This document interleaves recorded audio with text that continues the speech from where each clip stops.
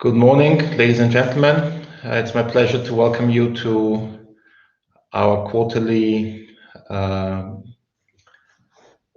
earnings call and presentation for the third time by video. So as you can see, we're going with the times, and it's my pleasure to welcome you. And together with our CFO Clemens Wollmuth, we'll walk you through the presentation of our results and the outlook for our company going forward.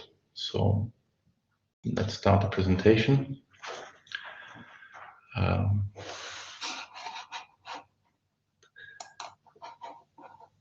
So the disclaimer, I expect you can read in 3 seconds, and I'm moving on. I'll start with a very brief introduction to the group, also bearing in mind that some of you today may not be 100% familiar with our company, our business model, and then Clemens will walk you through our financials, and I will then round up with our strategy and outlook. So just a few key highlights. Our company is now 12 years old. We're active in 10 countries.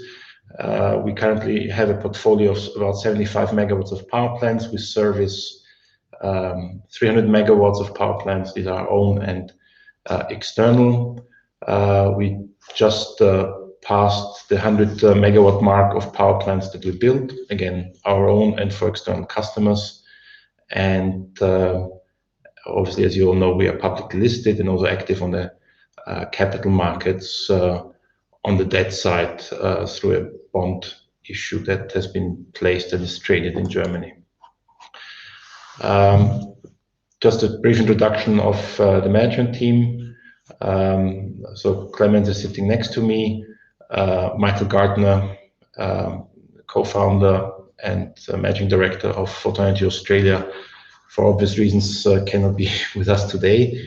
I think what is important to point out about the company is that while we are a public company, Photon Energy is owner managed. So all 3 members of the management team own shares, and Michael and myself have a controlling interest in the company. So we're highly motivated for our company to be successful. In the run-up to the listing of our shares on the main markets of the Warsaw and Prague stock exchanges, we have called an extraordinary general meeting for the 4th of December, where we will be voting on the change of our articles of association. And in order to be in compliance with corporate governance codes, we are going to install a supervisory board, which will have 2 members, and they will then also form the backbone of an audit committee. So this is a step necessary to be in compliance with corporate governance codes, and of course also reflects the fact that we are a growing and maturing company.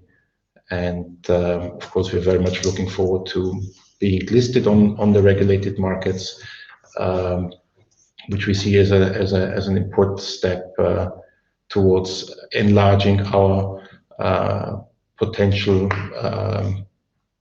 investor pool, as there are a large number of institutional investors that are not allowed to invest into companies listed on non-regulated markets.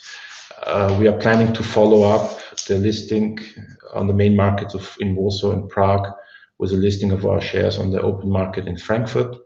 And the main reason for this step is to be also better and more investable into investors in the Eurozone. On a side note, we have actually already achieved that without our doing, and that is that a brokerage listed our shares on the Munich Stock Exchange in what is called an unsponsored listing. So since early August this year, our shares have been traded on the Munich Stock Exchange and have in the meantime also already seen decent trading volumes. Nevertheless, we still planning on moving forward on the listing, with the listing on the open market in Frankfurt, which of course we see as a high profile platform for investors to trade in our shares. Just a few words on our business model. We are, as a company in the solar space, focused on the downstream segment, which means that we don't manufacture any of the technologies used in building power plants, but we are very active in applying that technology. Fully integrated downstream means that we cover the whole life cycle, or reviewed financially the whole value chain of a PV power plant, which starts with the development, which we do both in-house and in cooperation with external developers. During the development process, we are involved in the general design and layout of these power plants. We secure the financing, we procure the technology then we construct the power plants, where we have a model where we're mainly, for the physical work, we outsource to subcontractors, but we, throughout the process, keep the project and also site management in-house, so that we are sure that the final power plants are built according to our standards, and we can be sure that those power plants will be operational for the next 25 to 30 years. We have a strong preference for building power plants for our own portfolio, so we are also what is called in the industry an independent power producer, or IPP. Currently, the news of today is that we completed the connection of the last two power plants in Puspokláda in Hungary, which just means that we have completed all 10 power plants we're planning to build there. And on that basis, we currently stand at 74.7 megawatts of capacity, which we own in our portfolio, and we generate revenues through the sale of electricity. On the back of our procurement, we also have a trading business in the technology components. It means modules, inverters, and also some other components. And then last but not least, and it's very important because building and connecting a power plant is only the first step. As already mentioned, the expected lifetime of PV plants is 25 to 30 years, and they need to be taken care of. So we have a very strong focus on operations and maintenance, where we have, over the years, developed a very deep know-how. We've developed our monitoring software. We run our own control room, where we are monitoring the performance of the plants. And then, of course, our technicians provide, on one hand, preventive maintenance to make sure that there are as few faults as possible and the uptime of the power plants is maximized. But they also, of course, then intervene and repair any damage and wear and tear that takes place naturally over time on operating power plants. So basically, we are involved from the inception of a project all the way to the long-term operation and maintenance. And today we are already operating power plants that are 10, 11, 12 years old. And we do that both for our own portfolio and for external customers. And this is an area, as the installed base of solar grows globally, this is a very important element of our business. And last but not least, it's important when we look at the various activities we're involved in, the generation of electricity from power plants in our portfolio, but also the operation and maintenance provide us with very stable, well-diversified and predictable revenues. Whereas the other parts of our business, which are are more service oriented towards external customers, of course, have naturally a higher level of volatility, and of course also depend on the general market situation. And before I hand over to Clemens, this could be, for example, seen now in the last 2 quarters. We could see a slight slowdown in the sale of technology due to the COVID situation, where few installations have been made in the markets that we serve. So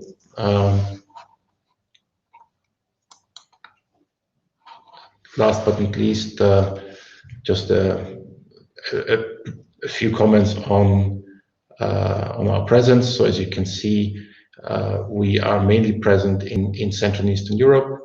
So the focus areas are the Czech Republic and Slovakia, Hungary over the last couple of years, but we're also now stepping up our efforts in Romania, where we've been present since 2014. And this year we entered the Polish market.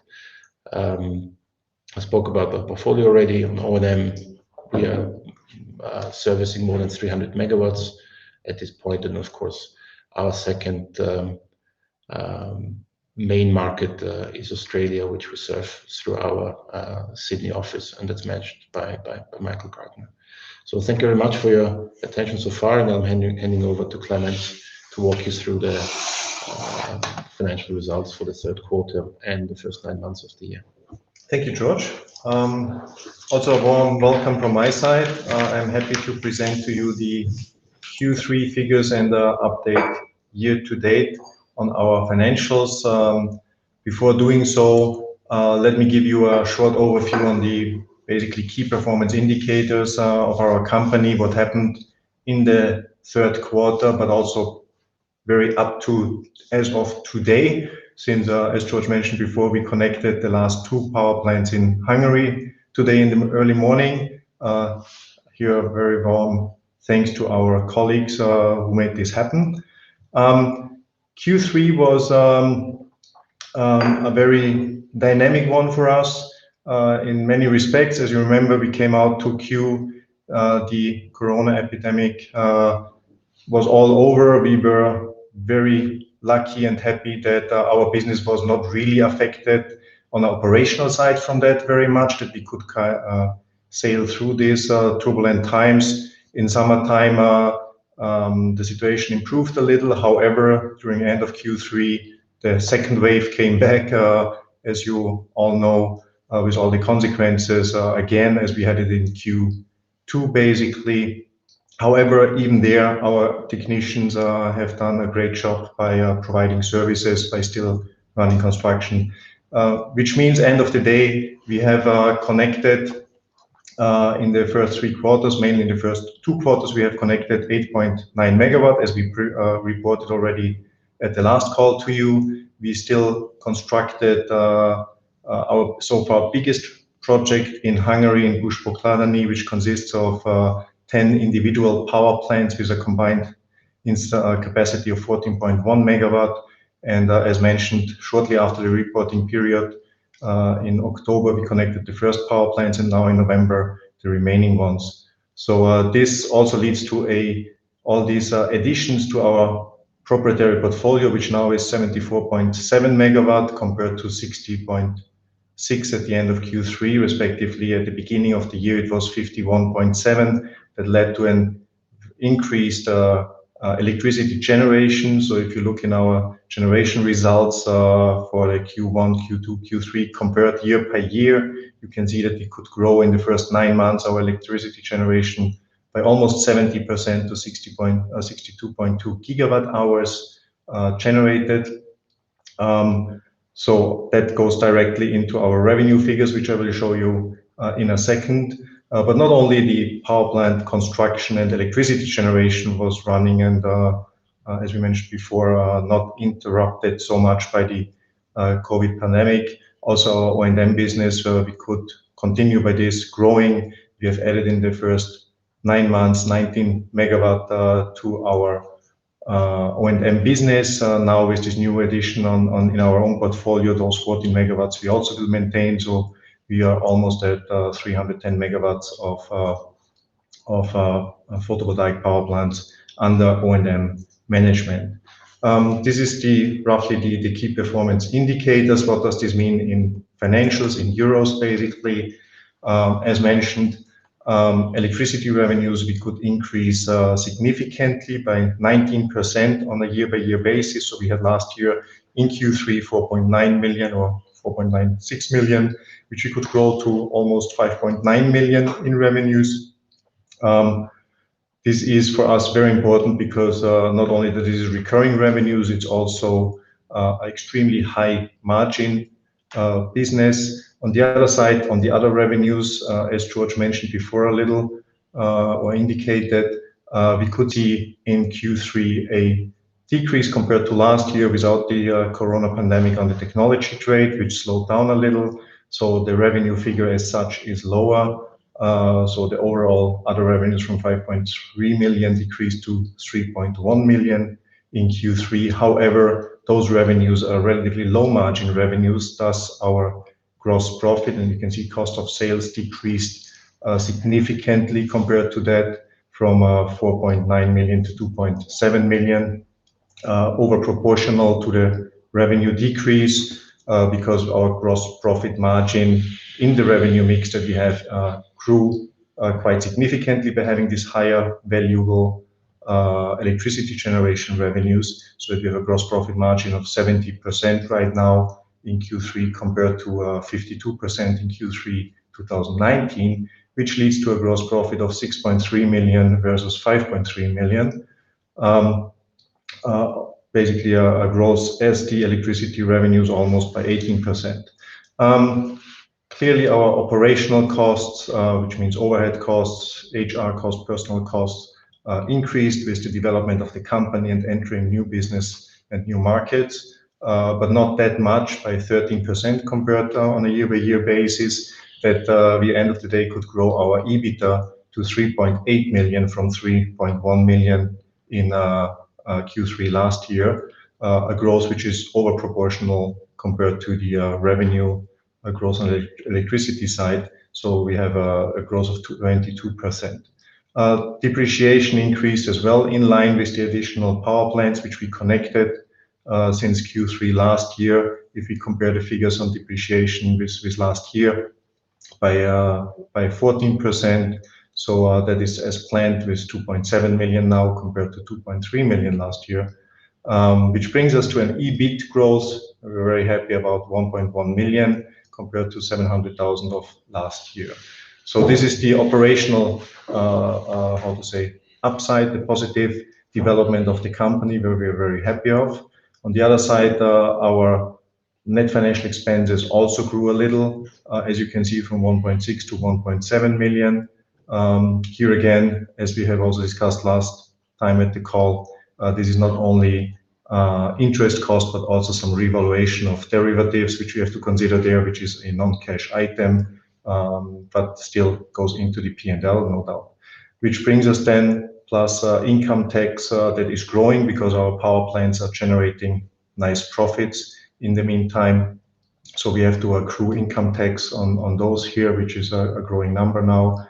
It's 1 million euros roughly as an accrual at the moment. End of the year, we will know the exact figures then.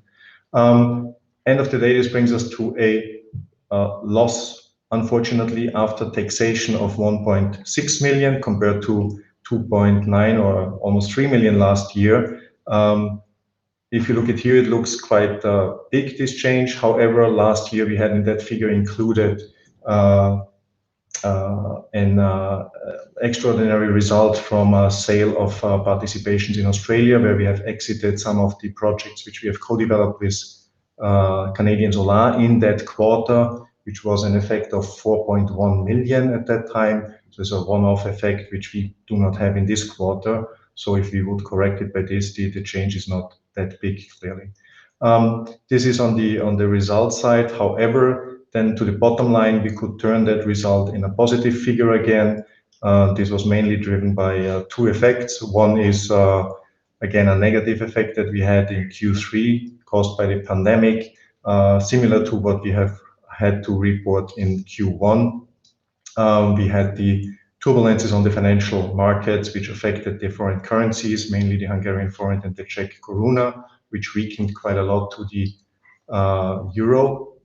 So this negative effect from Q1, which we partly compensated in Q2, the compensation of Q2 is now again eaten up by the Q3 result of minus 1.6 million there. But as mentioned also in Q2 and in Q1, we see this as an extraordinary one-off effect. It's a pure accounting valuation. It's not a realized loss, or if it was in Q2, not a realized profit. Therefore, we see this in the long run as not that critical, since we are convinced that in the long run the currencies will stabilize again and continue in their historic development towards the euro.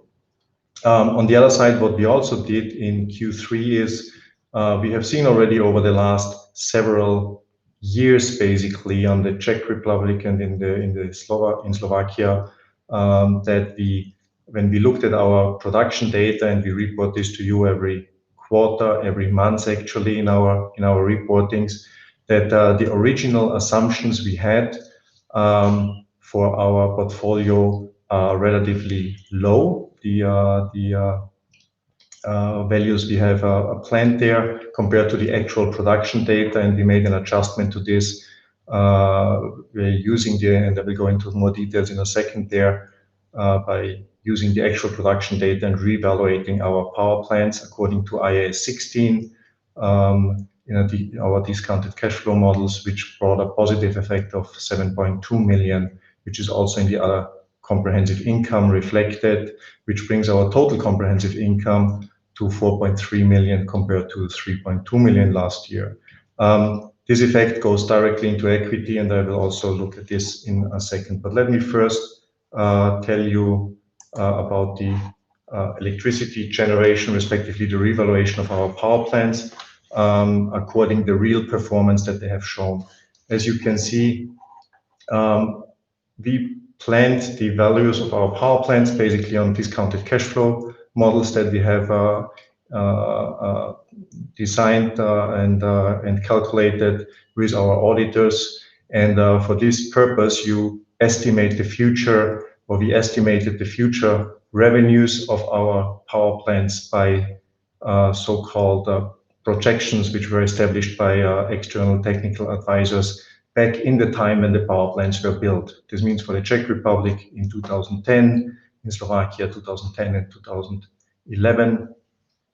Those estimations were based on several input factors from some studies which at that time were done by some technical advisors, and we worked with those figures. However, as you can see, the reality, and this is the real production that our power plants show over this time, the reality turns out that our power plants are producing more than we expected continuously, and we decided to reflect this in these valuation models. So what we did is we took the last year, 5 years average of actual production and used this as a figure to predict for the future revenues, still using then not only the irradiation as we really have, but degradation for the upcoming years. We also looked at our cost basis of the power plants, what are the real costs we are spending there, and adjusted this figure as well. This revaluation had mainly a positive effect in the Czech Republic, as you can see from these graphs here, and end of the day leads to an increase of the value of the whole portfolio of 7.2 million euros in total. In Hungary, we did not do any revaluations because the Hungarian portfolio is too young as that we would have sufficient actual data there. So much to the revaluation and the income statement. On the balance sheet, as you can see, our fixed assets grew from 108.5 million euro to 115 million euro. This increase is mainly related to two effects. One is this revaluation effect we had on the portfolio, but also on the construction which is was going on at the time in Hungary and in Leiden. in Australia. So work in progress is already visible in the fixed assets there. These both positive effects or growing effects are compensated by depreciation, as we've seen before in the income statement, which is reducing the amount a little.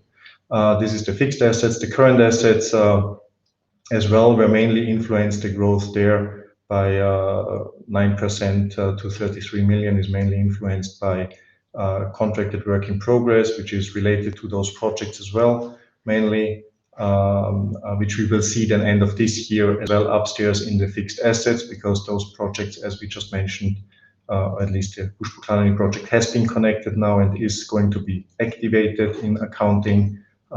We will talk a little later about the Leiden projects, but those we expect as well to come online until the end of the year. Our cash position remains stable, relatively at 14.5 million compared to 16.8 million in the middle of the year.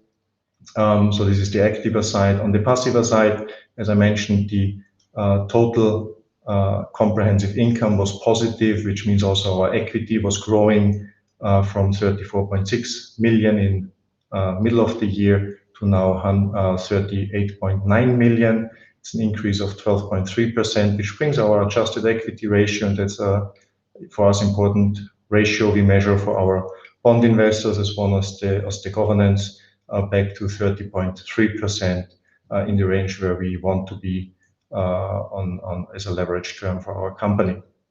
Non-current liabilities increased as well from 93 to 96 million. This is mainly due to an increase of our bond, which we placed an additional 5.9 million until the 30th of September 2020. On the other side, the bank loans decreased in line with the repayment plans, but there's also a little FX effect naturally included there, since our bank loans are in local currencies, which means the Hungarian portfolio is financed with Hungarian forints in Hungary, and the Czech portfolio is Czech crowns in the Czech Republic. So therefore, we have a natural hedge on those assets in terms of currencies. That's about our balance sheet. Cash-wise, what is the impact there? We had a positive cash flow. If you just take the basically profit and loss adjusted by non-cash items, we would have had 3.6 million there compared to 2.9 million in the comparable quarter in last year. This time we had a negative change in working capital by 500,000 compared to a positive of 3.6 million last year, which brings the net cash flow from operating activities to 3.1 million. Still a sound figure. Investment activities were much stronger this time in Q3, so we have 8.4 million, which is, as mentioned before, related to the work in progress in Australia and in Hungary at that time, until the end of Q3, which is almost twice as much as we had in Q3 2019 at that time.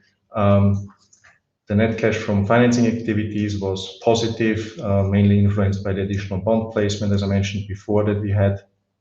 On the other side, we have repayment of borrowings. Here you can see this is the bank loans. We paid out the same as the year before back, 1.4 million.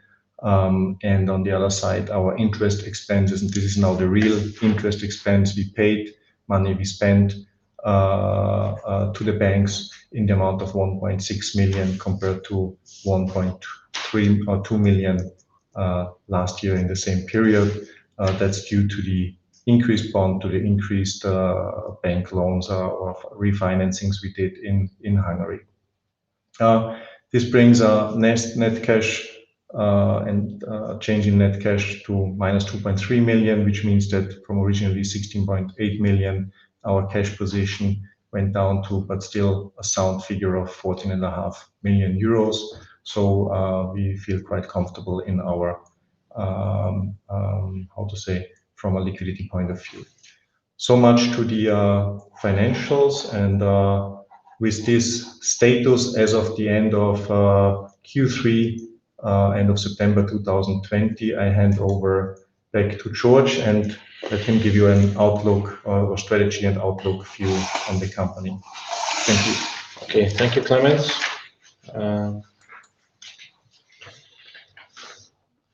So I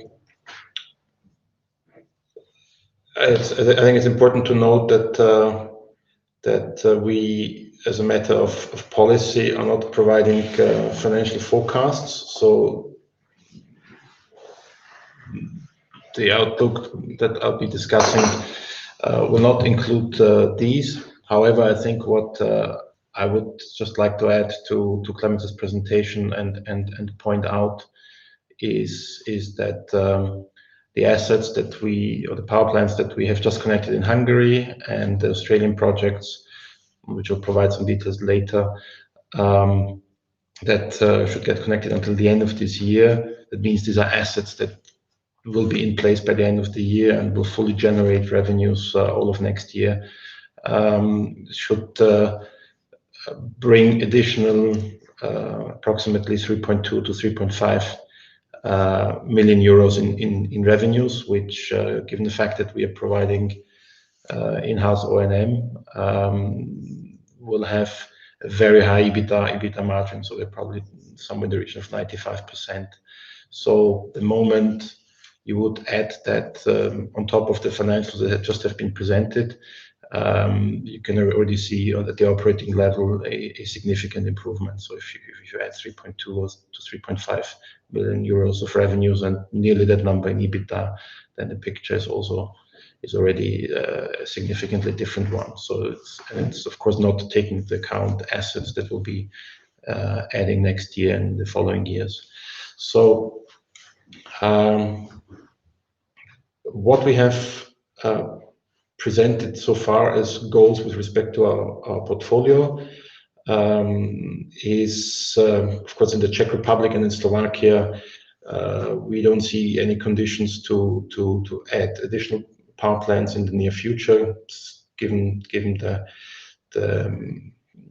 general conditions for building solar power plants, particularly utility scale power plants. So there is at various levels there's regulatory roadblocks which don't allow that. What remains, of course, the target market for us is Hungary, where after today morning we stand at 49.1 megawatts of plants connected to the grid, and we have previously updated our goal. Our original goal for Hungary was 50 megawatts, so that we almost reached today, but we later updated it to 75 megawatts connected to the grid by the end of next year.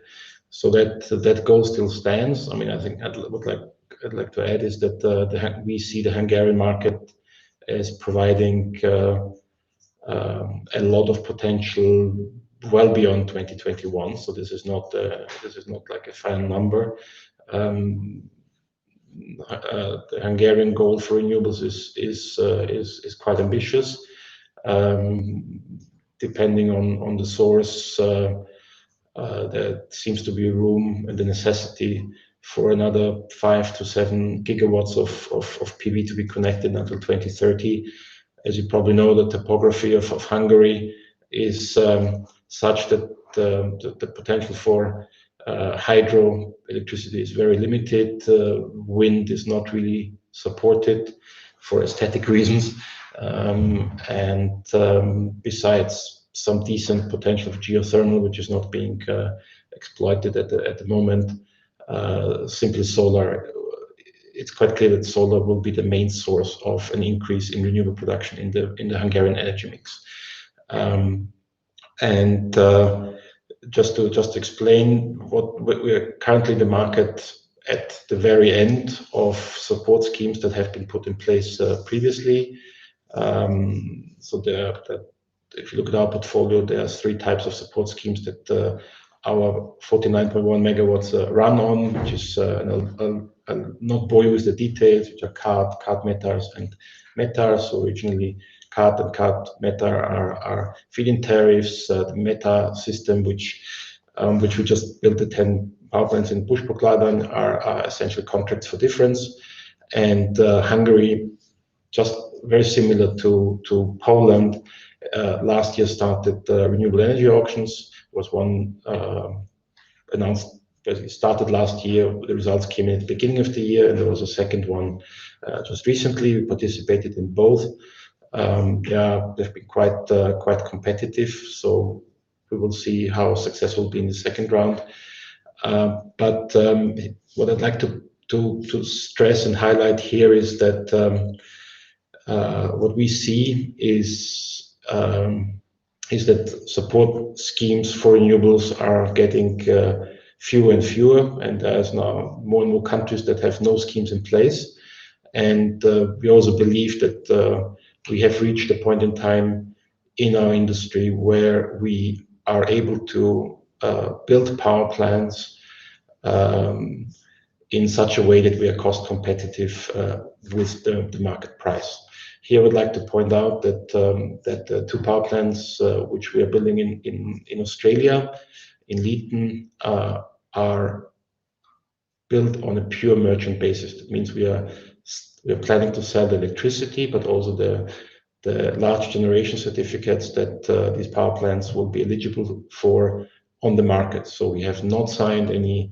So there's no support scheme except besides the green certificates, which of course are a support mechanism, but there's no other form. Both the electricity and the certificates are traded in an open market, and we have not entered into any power purchase agreement. Still, we've been able to secure project financing at a level of 50% of the project costs, which is less than what we're used to. So clearly, going forward, we will work very hard to be able to get higher levels of leverage against the development construction costs of power plants. But for us, it's clear the direction of travel is being able to build projects that will be competitive in the energy market everywhere we operate. So in Australia, in previous communications, we've always envisaged that we'll be building those two power plants in Leeton, which is now underway. So purely based on what we have in place already or what is under construction, plus the announced goal in Hungary, our plan for the end of next year is 115 megawatts. However, we are we continue developing in Hungary. I think it's fair to say that already the pipeline we are publishing covers more than the remaining 26 megawatts that we are short of the 75 megawatt target, but we are also developing additional projects. So we see Hungary as a market where we will remain active for many years to come. We have also started developing in the Romanian markets. From our releases, you've seen that we already have a pipeline of around 90 megawatts. Here, I'm happy to say that we are making very dynamic progress in the Romanian market, and we believe that pipeline will also continue growing. And we do expect to be in a position to build hopefully several power plants in Romania during 2021. Last but not least, we are strongly focusing on the Polish market now, where we are taking again both routes to development. We are trying to develop in-house, but also in cooperation with other developers. And our pipeline there at the moment that we're publishing is still very small, but of course our ambitions for the Polish market are much more substantial than that. And I firmly believe that over the next couple of weeks and months we'll be able to report significant progress in building our pipeline in the Polish market.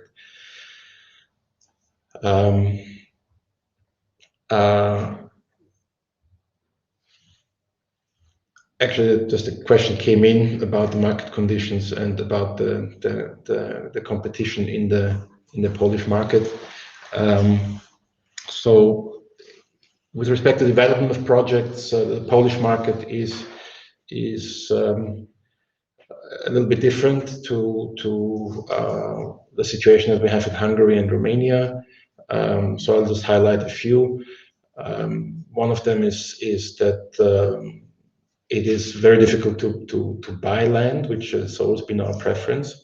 So in Hungary and Romania, Pretty much all projects are built on land that we buy. Land is relatively cheap, whereas in Poland, that's really a rare exception to be able to buy the land, and land is rented. Those rentals are relatively high.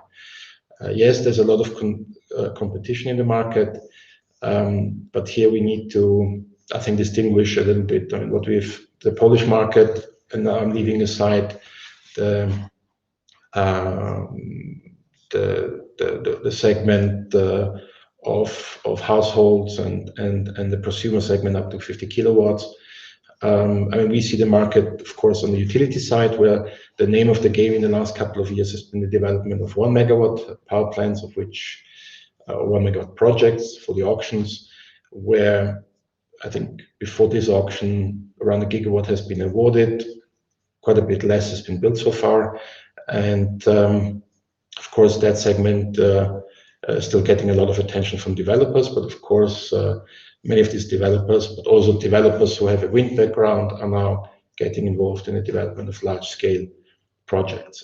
This effort is relatively new, and what we do see is that as a lot of developers are also learning as they're developing these projects, we see quite a lot of challenges when we look at pipelines of other developers. So as we have a very clear idea how we want to build those projects at the end of the day so that they're competitive. And basically, we see the direction of travel that in that we want to build also in Poland on trackers. So most developers in Poland are not even considering that. We see that as the way forward to be able to produce electricity at market competitive costs. So this is why our in-house development is very important, and of course also the few developers we are entering into negotiations and cooperation. We will try to develop those projects so that we can use tracker technology. The main competition we see now in Poland is, of course, for grid capacity. And yes, there's a lot of activity, but we see a clear path for developing a nice pipeline of large-scale projects. Of course, it will take some time to develop those large-scale projects in Poland, so I would not expect any larger projects to be built next year. So I think we will see the projects getting to the real ready-to-build stage at some point in 2022 and thereafter. Last question that just came in is the question whether we want to go for auctions. Well, we are not tremendously keen on the one megawatt segment for the auctions. We see there are a lot of drawbacks, particularly the limitation on the size of the installed capacity against the grid connection. So I don't expect us to, or we're not planning to get involved there in any meaningful size. At this point, I would not exclude that we will maybe participate with some projects in the large-scale auctions. However, the goal, I mean, the auctions, again, there's a few limiting factors which we're not so keen on, which are not as many on the large scale. But our goal, and when we analyze projects today, what we are calculating is the levelized cost of energy, already incorporating an adequate cost of capital.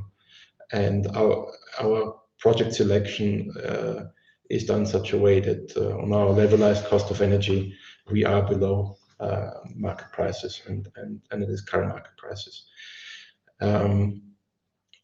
And we believe that by the time we will be building those power plants, let's say 2 years down the road, investment costs may have fallen further, and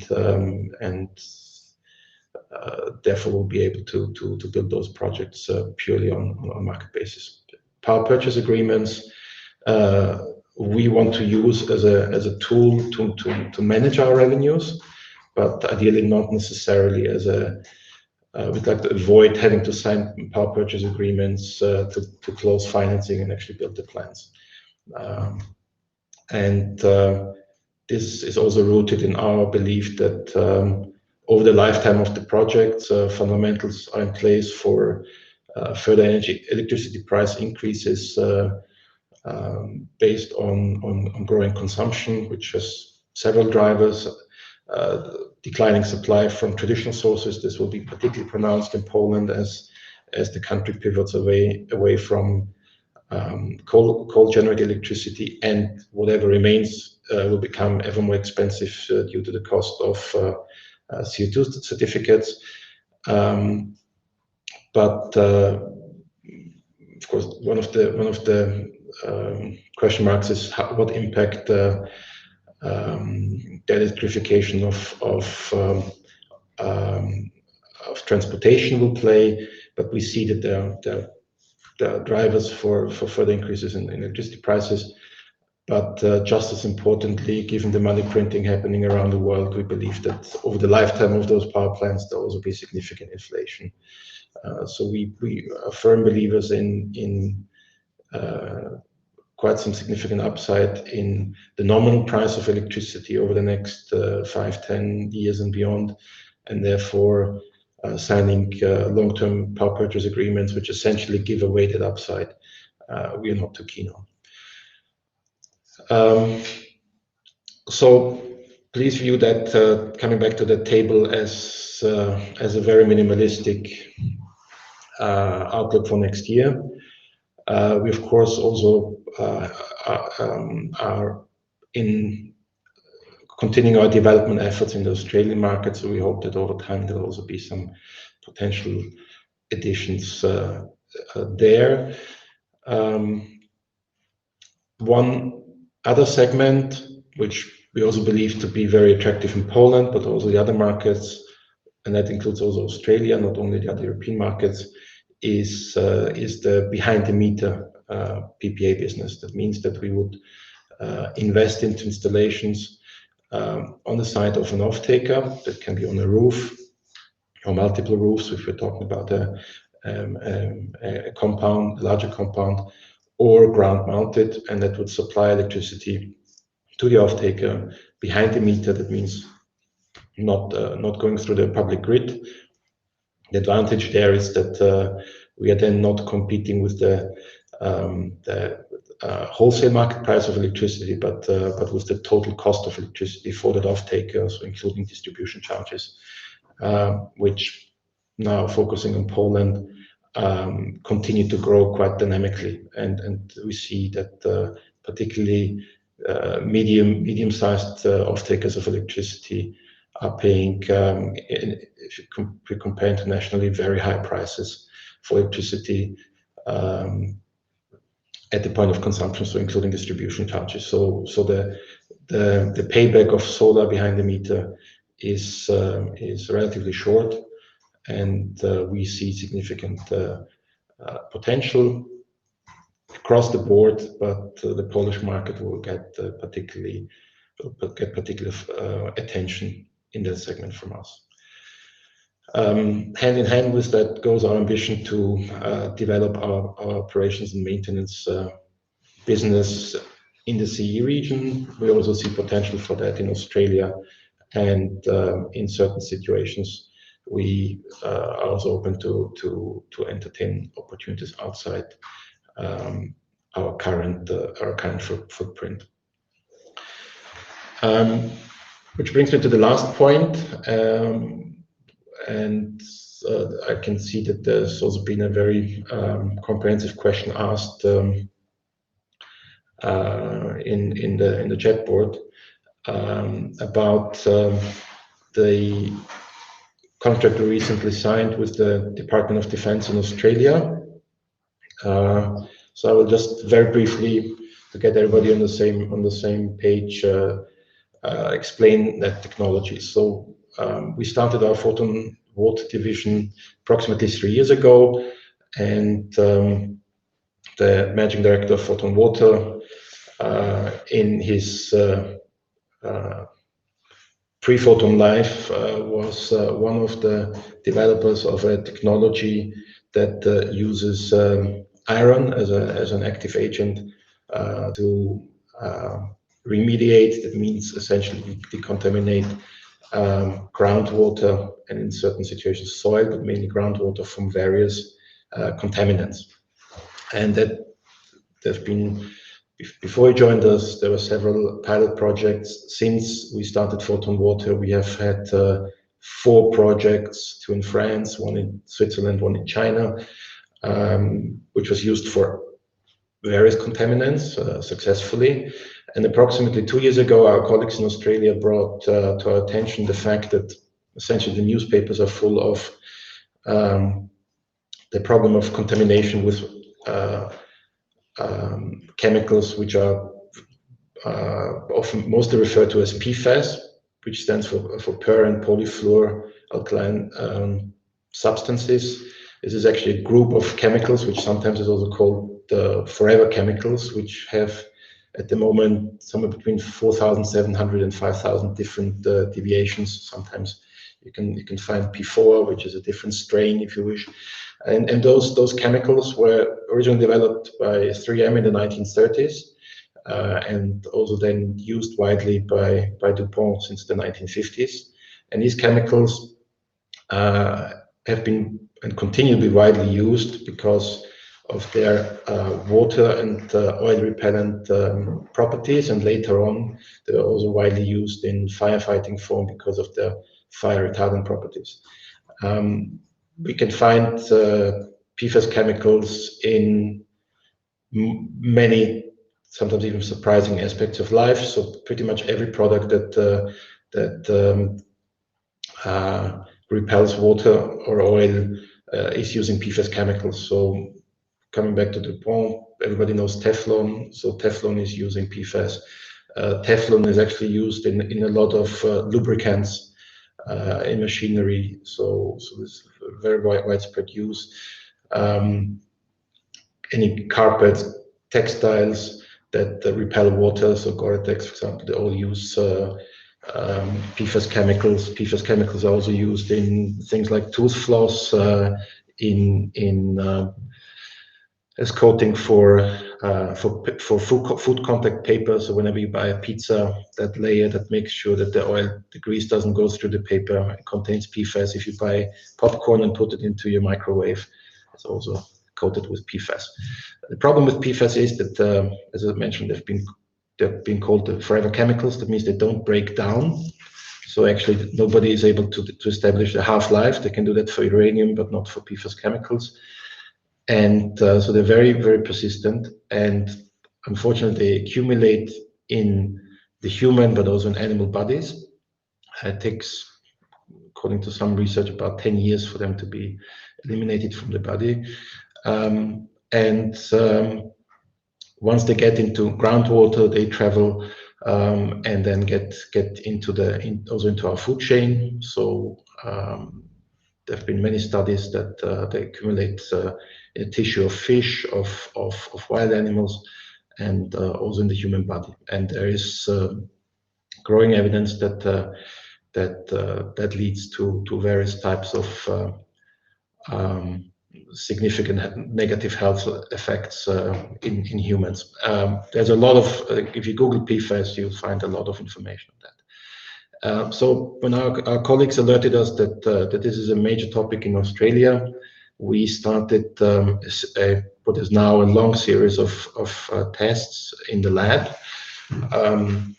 where we have been successful in actually breaking down PFAS chemicals, which is something that is being worked on all over the world. So if you look at the remediation industry, which is a very large global industry, you will see that PFAS contamination is pretty much the #1 topic. And so we've been very successful in the lab. And what is very important to say here is the deployment. What we deploy, the technology we deploy, has been used over the last 10 years. So we're not in a situation where something works in the lab and then we have to figure out how to scale it up. Yeah, the scale up has happened. We just now have a strong indication that it also works on PFAS and actually manages to break it down. That of course needs to be confirmed in real life, and this is and we're very excited about the fact that after a very detailed discussion over more than a year, we've been able to sign this contract with the Department of Defense, which has a large number of contaminated sites, just mainly around their military airports. And that contamination comes from the widespread use of firefighting foam. So essentially everywhere where there's a firefighting training ground, and airports, also civil, are therefore prime sources of PFAS contamination, because firefighting foams have been used over several decades, and those chemicals have then seeped into the groundwater. So, for example, the US Air Force apparently has 900 sites across the US that have been contaminated with PFAS. So we're talking about a really massive problem that I don't want to call completely global, but it's definitely a massive problem in what we would consider the developed world. So it's also a major topic in the US and Canada.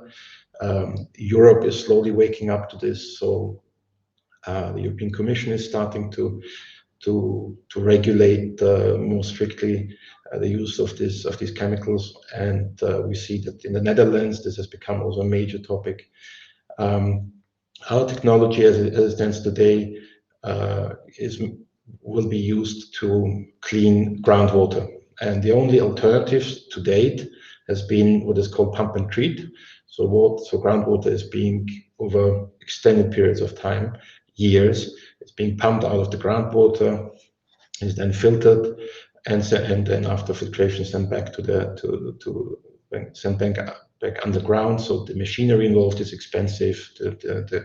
The use of energy is very high, and last but not least, the filters have to be burned at very high temperatures. So this is so if our system works, this will be a very at this point unique technology, which is based on deep knowledge in certain areas. It's the material we use, but it's also the understanding of the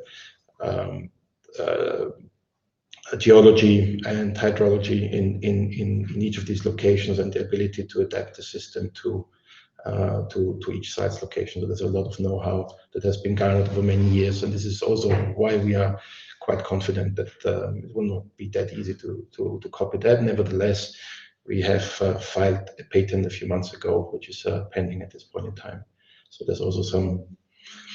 there should be some patent protection, but the main advantage that we have is that we have the experience in deploying that technology. So the question, when we can get results, we expect to start the implementation of this pilot in Jervis Bay in January, and then it will probably take a few months, 2 to 3 months, before we start the actual operations, and then a further few months until we know whether we are on good track or not, which we strongly believe in. In terms of additional incomes, it's very difficult to project, but as I mentioned before already, we strongly believe that this line of business can become a significant and potentially major contributor to our overall business. Here I would like to point out that the contract we signed with Defense is actually for the decontamination of the Jervis Bay site, but it has a pilot phase, and if that's successful, we actually already have the contractual framework in place to move on to the actual remediation of the site. And the Defense Department of Australia alone has multiple sites. We, of course, in the Australian market, also talking to other potential clients, and that's even before we move to other parts of the world. So this can really become a very significant business for us. So there is, of course, a lot of fumigation companies, but being able to solve the PFAS problem is now a bit of a holy grail in the industry, and there we believe that we have, if we can prove that it works in a real situation, we'll have a head start, and we'll also be working on solutions for treating surface water and also soil, which will be a slightly more complicated effort. Good. So this much for the strategy and outlook. So I'll run through the rest of the presentation and then move to answer the remaining outstanding questions. Some of this has already been said. So if you look at Hungary, so as of today we connected 10 power plants in Puspoklámany. We currently have, and it's in-house developed projects with over 30 megawatts in the region of Tolna in the south, where we have the grid connection capacity. We've submitted some of them to the auctions. We'll see what the results will be, but whatever the result will be, we will move towards building those power plants next year. And then we're also reviewing other potential locations for our in-house development, but we're also looking at some projects that are being developed by other developers. In Australia, again, Leeton, one on the way. Hopefully, we'll be able to connect both of them as planned before the end of the year. Then we have our 3 power plants, sorry, 3 projects that we are co-developing with Canadian Solar, which are moving along. As you may remember, we already exited 2 projects to them.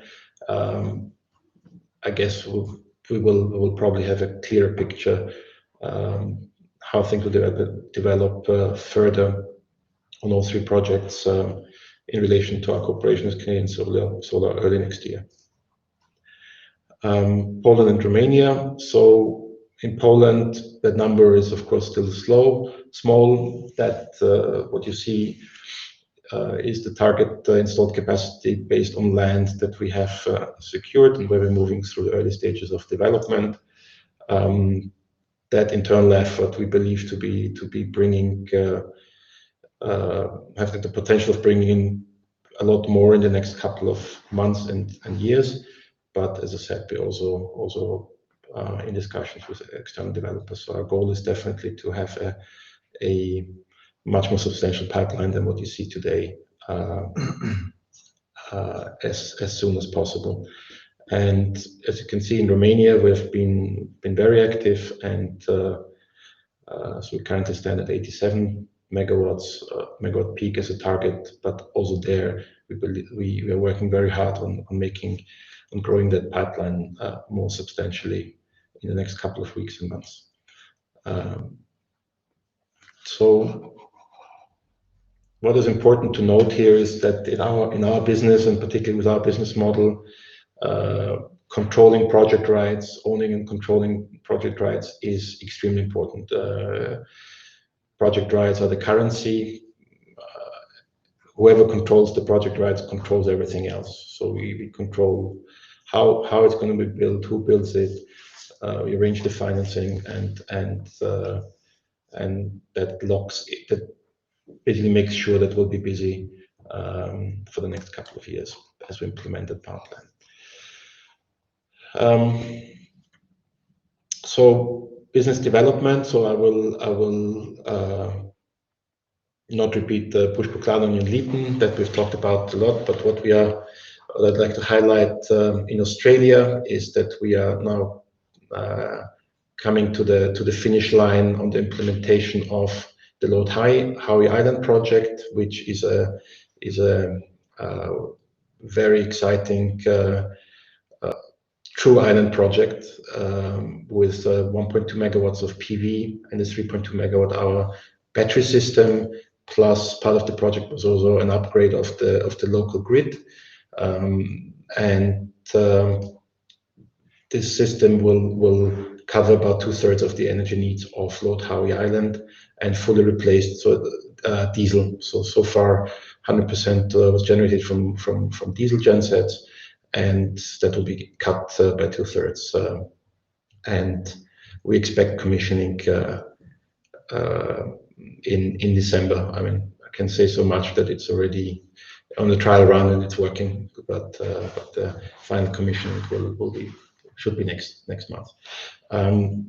Another exciting tender we won is in Victoria with Northeast Water Utility, where we're installing a 3 megawatt peak hybrid solar plant that will be paired with diesel gensets. The wastewater treatment plant is connected to the grid. However, the system has to be able to support the wastewater treatment plant even if grid connection is cut, which is very important for this vital piece of infrastructure. So that will already be our third hybrid system to be installed in Australia, and that track record we believe will be able to leverage into additional business in Australia, but also in other parts of the world as solar plus storage is becoming an ever more important topic.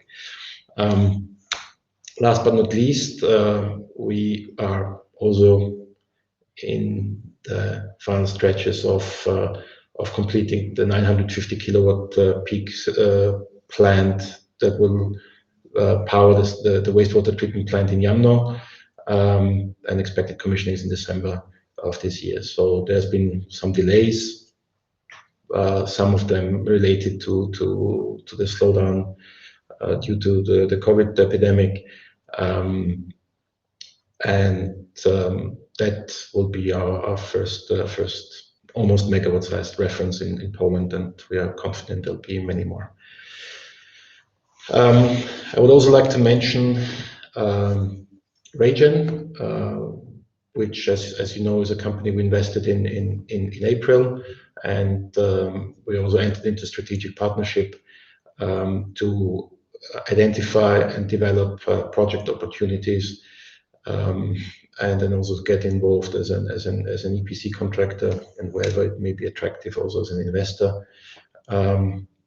So this technology requires, just as a small reminder, it's basically the first system in the world that combines PV and concentrated solar in one installation, with a novel approach to energy storage using hot and cold water.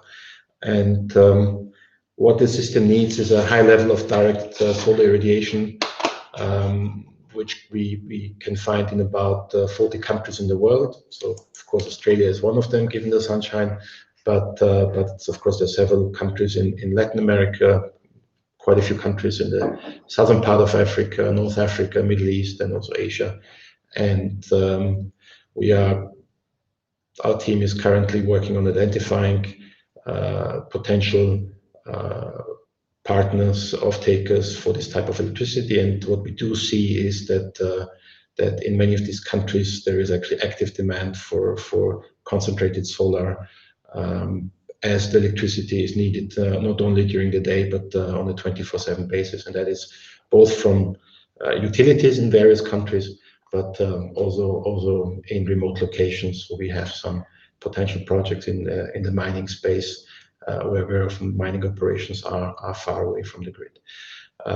So this is something that will of course take some time before we will announce and implement the first projects, but we remain very excited about this investment and partnership and the potential it has.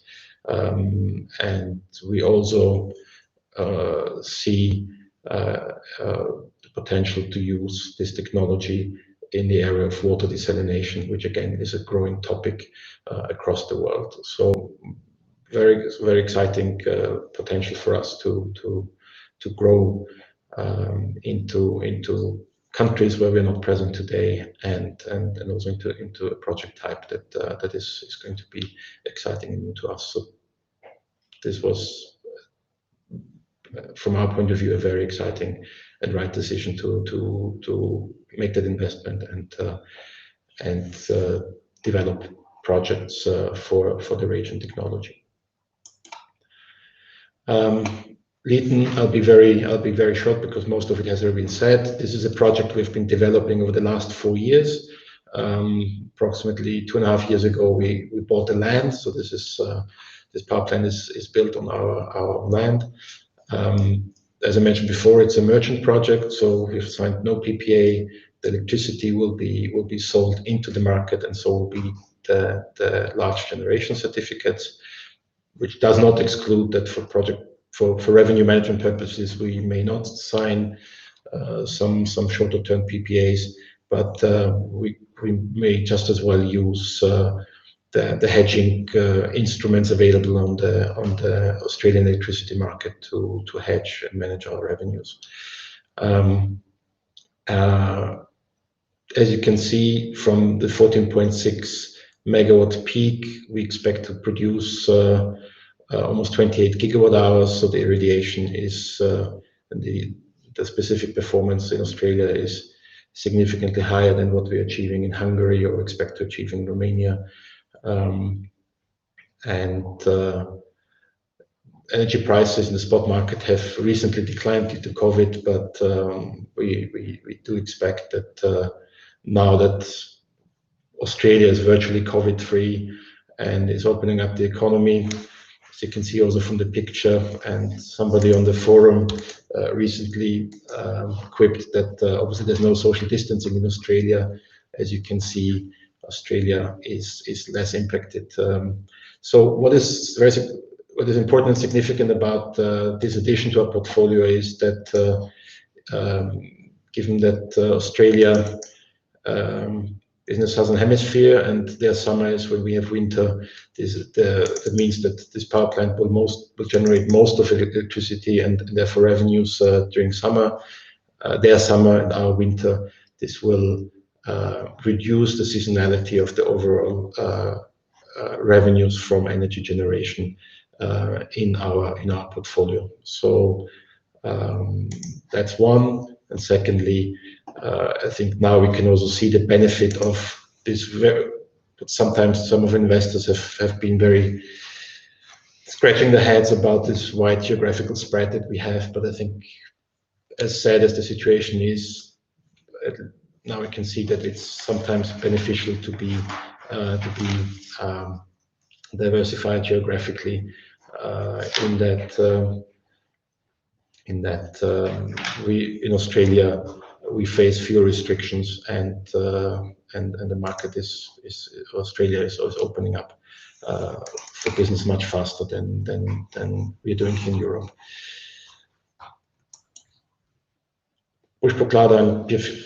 Again, I will not repeat myself, not to waste time. You can see the location, you can see the design, and also a picture that has been made very recently.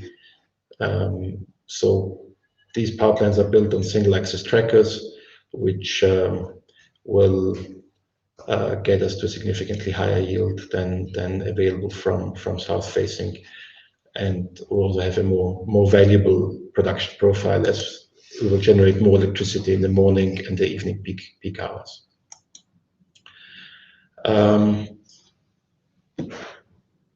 Here's a chart on the performance of our shares and the bond,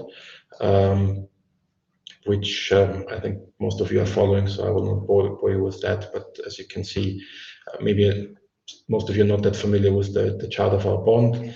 So besides the impact of the COVID restrictions that were taken in March, which pretty much impact the whole capital market and including the bond space, particularly in Germany, where we've had a dip. As you can see, our bond recovered and basically continued in its stable development. And basically before that dip and after, our bonds have consistently traded above nominal value. Maybe also to mention that KFM reaffirmed their rating of our bond in the KFM barometer with 4.5 stars out of 5, and still considers it as attractive. And this re-rating happened in September this year. Good. Okay, thank you. So this is the end of our presentation. So I think the time has come to, and we understand we have 14 minutes left, so we will try to answer the questions that you have sent, and thank you for sending so many. So we'll try to go through them, well, from several areas, but probably easiest will be to go through number one. So the first question is about Poland. We had our country head a few months ago, and how the team is looking and what progress we're making. So first of all, we're very happy to have been able to get Maciej Górski on board, who I think is a well known and respected figure in the Polish energy sector with very relevant renewable experience. We are, of course, also enlarging the team in other directions. We have, I think, already a decently sized team focused on project development, and we've also hired our head for the Polish operations and maintenance, Adam Bedik, and where we are now preparing the ground for taking over power plants with some of our prospective customers. And of course, we're trying to also educate the market about the importance of operations and maintenance, because a market that is still relatively early in its development, and with respect to large scale PV plants, that's the case in Poland. Everybody gets excited about the development and the construction, and sometimes operation and maintenance is not so much thought of. So we're basically also talking to a lot of the players in the market, and we believe that we will be able to play a strong role in this emerging segment of the Polish PV market. With respect to project development, we are, I think, well on track to develop a significant pipeline in-house. But as I said, there's also a lot of time spent on talking to developers and reviewing their pipelines, and to what extent they will be usable for us, given how we want to build power plants in Poland. So I think the progress, as we will continue to report on the development of our pipeline, but hopefully also on some projects that we will implement, that means build next year. I think we will be able to display the progress that our Polish team is making. Well, the next question is I understand more of a electrical technical question about the impact of PV on the grid. Well, I think in Poland, in particular, given that there's not that much of PV built yet, I think wind is probably more of a disturbing factor in the grid. I think the situation will then become more of an issue in the next couple of years as more PV capacity is added to the grids. And what we'll expect is that over time, just like in other markets, maybe storage will have to be added to the PV plants to reduce the fluctuations, or to reduce the effect of the intermittency. The way we want to build power plants in Poland, it means on trackers and also with a certain capacity factor to the grid connection. We believe that we will be able to send a much more benign profile to the production profile to the grid, so that our contribution to the grid instability will be as little as possible.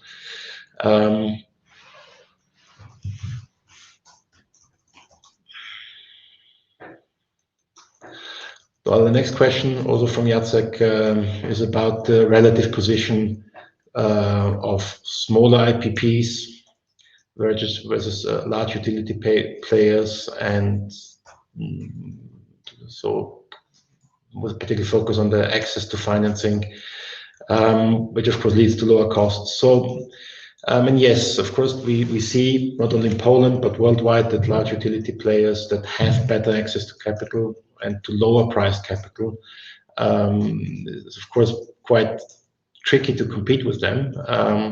So this is definitely also why we are trying not to go head on, and we are, for example, not even thinking about entering some of the markets in Western Europe. Now, there's a lot of build out in Spain, yes, and exactly these big players are there.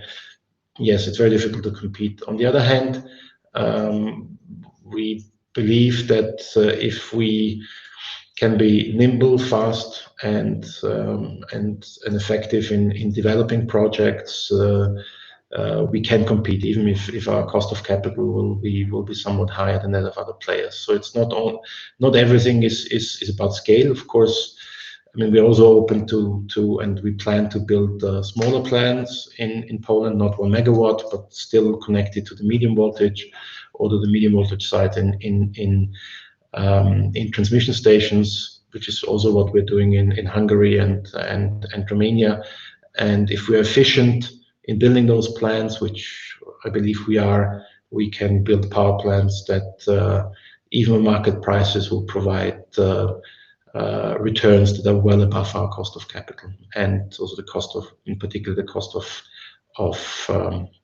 the debt that is used to finance these projects. So I think value creation will not go head to head in gigawatt-sized projects with the big players. That's probably not the right way to go. I mean, we are happy to keep collecting smaller projects to end up with a large portfolio. This is what we've done so far, and that will remain a mainstay, which does not exclude that the size of the projects going into our portfolio will grow, and that's for sure. And we'll also start building power plants that connect directly to the high voltage network.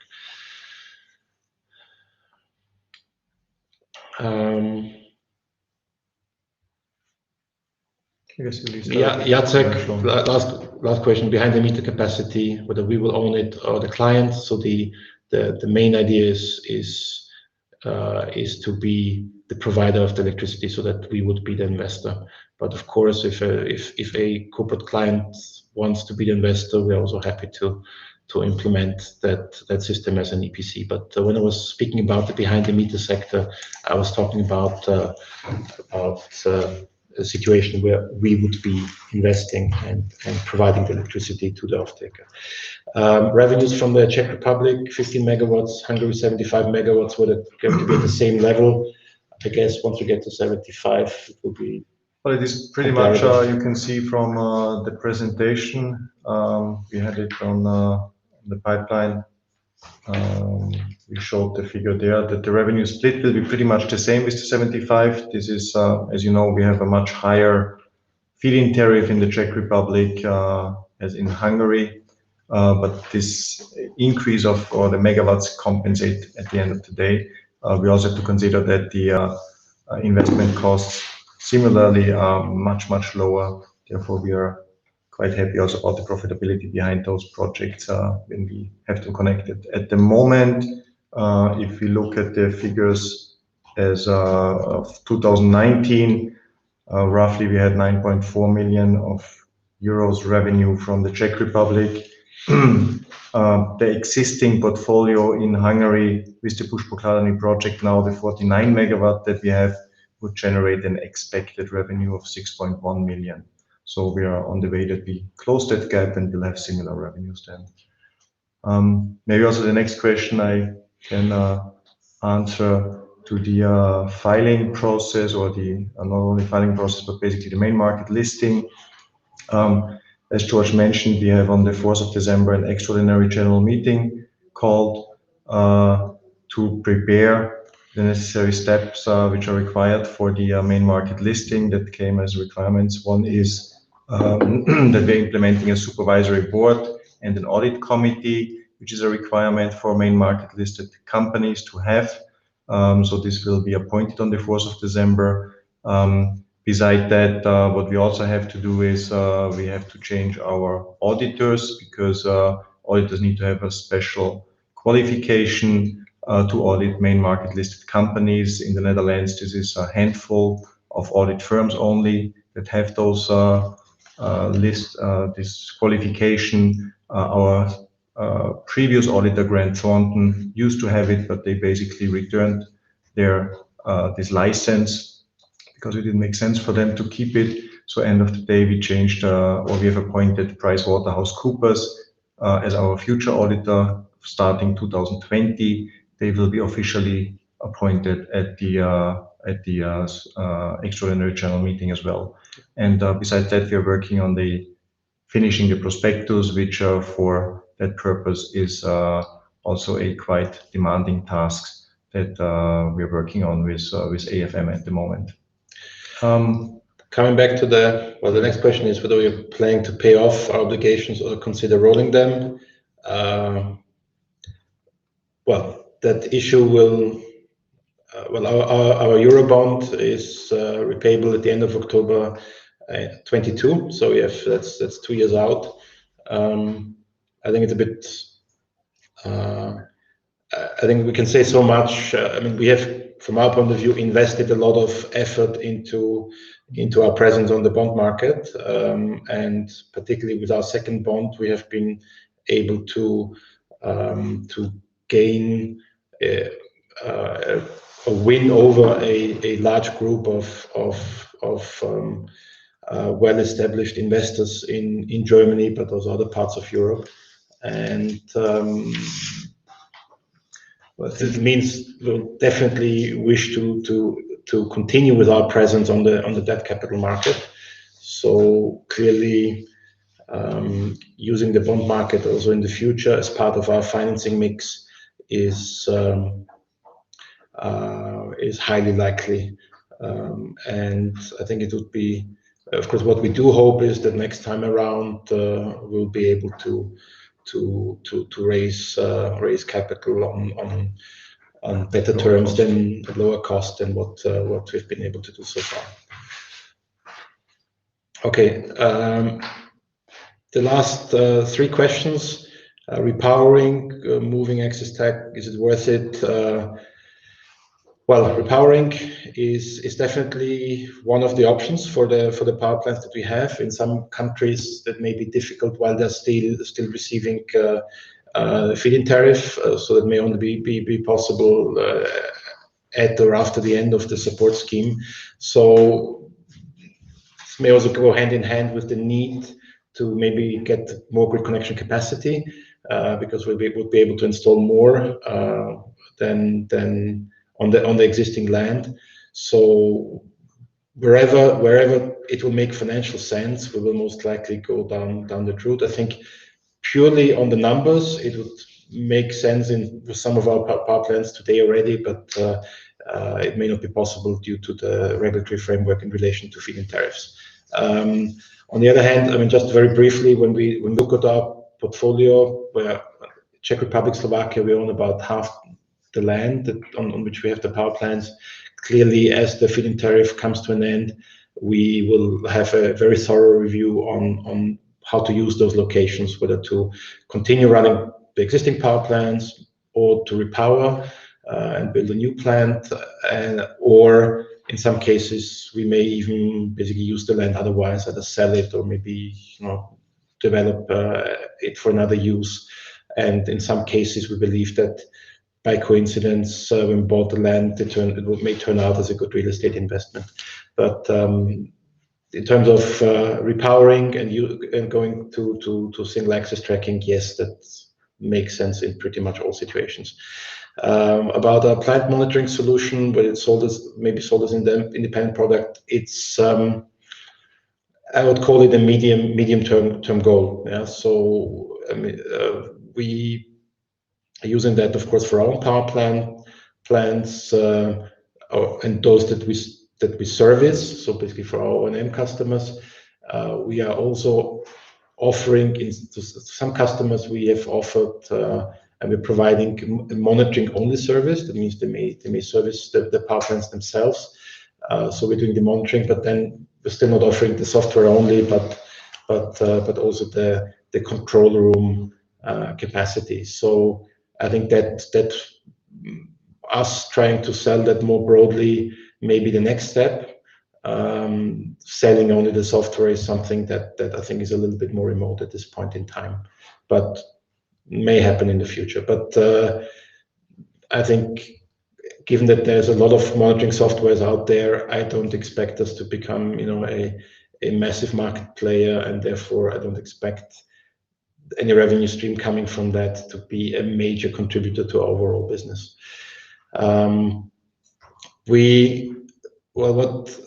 I'll go back to in the meantime, it was a question about listed in Frankfurt, big invest.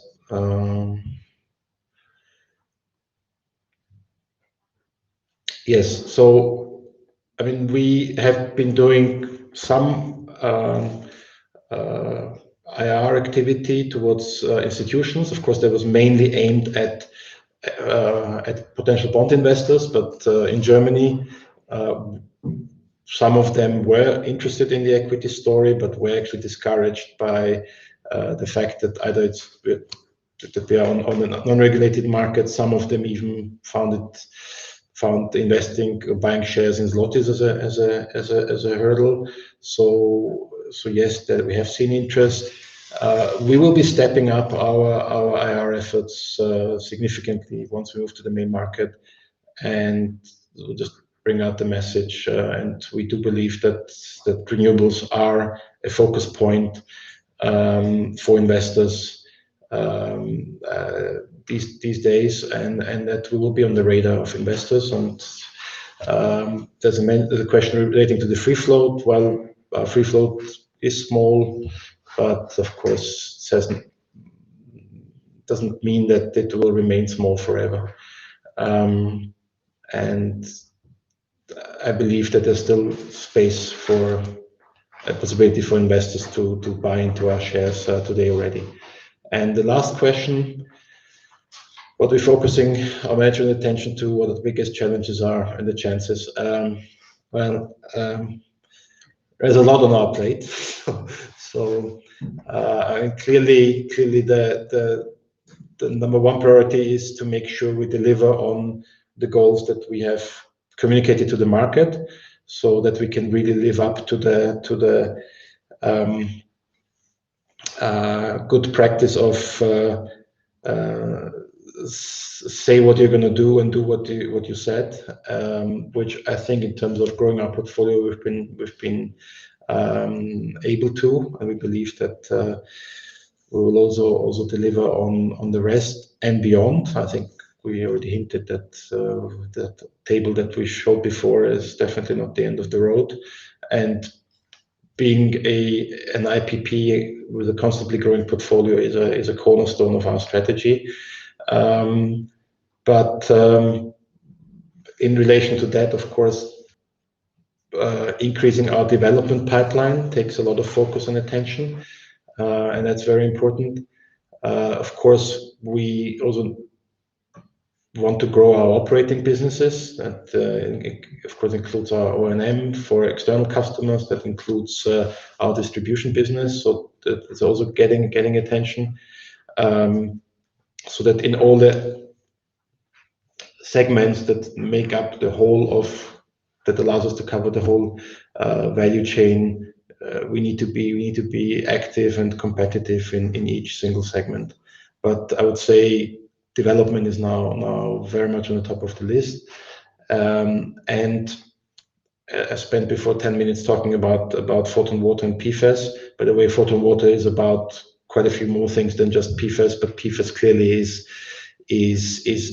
a massive opportunities that once we get beyond the pilot stage in Australia, and we prove the efficiency of our technology, then that will become a a massive task on our desk, and it will get a lot of focus.